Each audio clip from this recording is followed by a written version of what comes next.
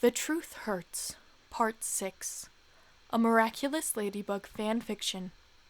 If you have not heard the previous 5 parts of this story, you can find a link to them in the description box below. Make sure you give this video a thumbs up and comment down below in support of more fanfiction.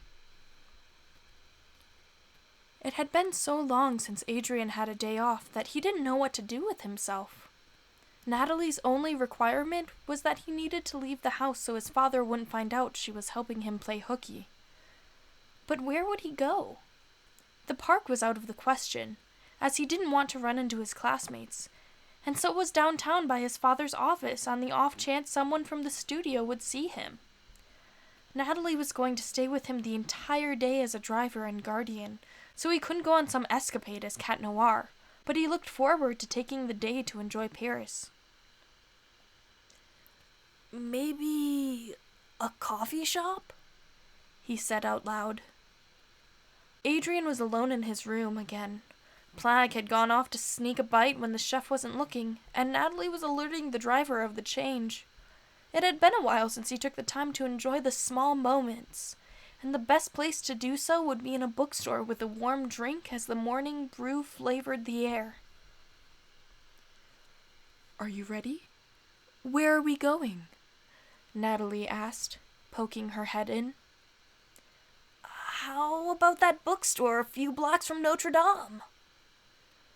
"The one your mother took you to on her days off?"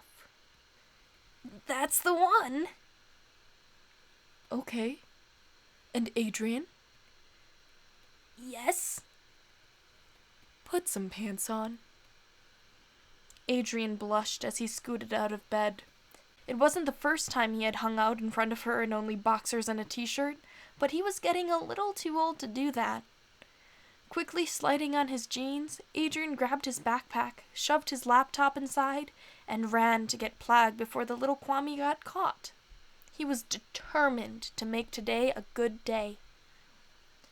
An hour of Parisian traffic later, he was in the bookstore he used to visit as a child, thinking of the days he spent running from his mother and hiding in the shelves like any 5-year-old would do if given the opportunity.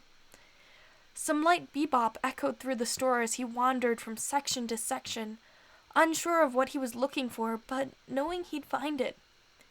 His eyes settled on a book, Haikus from the Heartbroken, and he picked it up to flip through. "You easily spilled the words I begged you to say to other people." The words struck his heart, as poetry often does, in a place he didn't know existed until that moment. And yet, for some odd reason, he didn't start tearing up at the thought of Marinette's actions.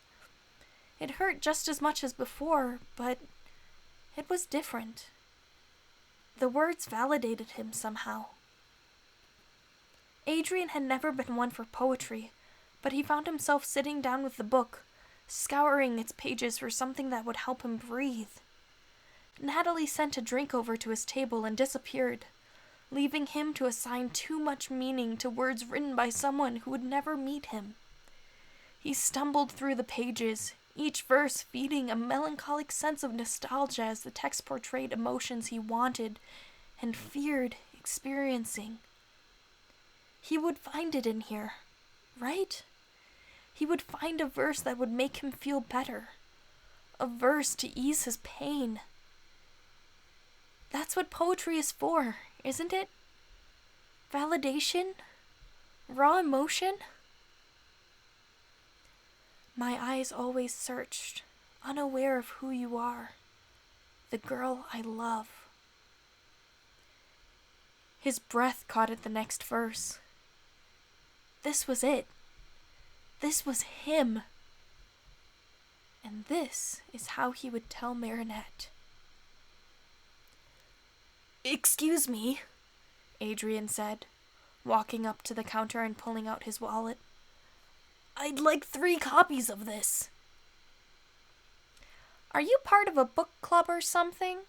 the cashier asked, scanning the book 3 times and gesturing her coworker to grab the missing 2 copies. "No, I'm...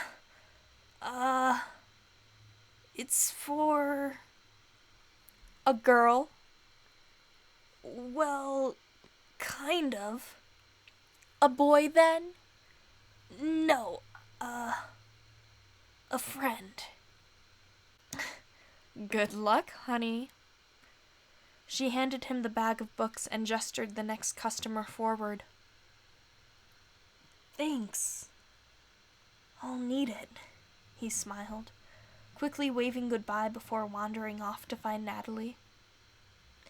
Adrien whistled to himself as a smile grew across his face. No use dwelling on the past. It was time to move forward with a plan. Ladybug was usually the one who planned things out, but considering how poorly her last one was, revealing herself to her civilian friends, Adrien figured Cat Noir was due for being in charge. He could already tell it was going to be an interesting week. Thank you so much for listening. Part 7 will be available shortly. In the meantime, you can check out these other videos below for more fan fiction. Furthermore, I did slip in an excerpt from the book Haikus from the Heartbroken. The book is a collection of poetry that I've written, and it's available for pre-order on Amazon. Once again, thank you so much for listening. I'll catch you next time.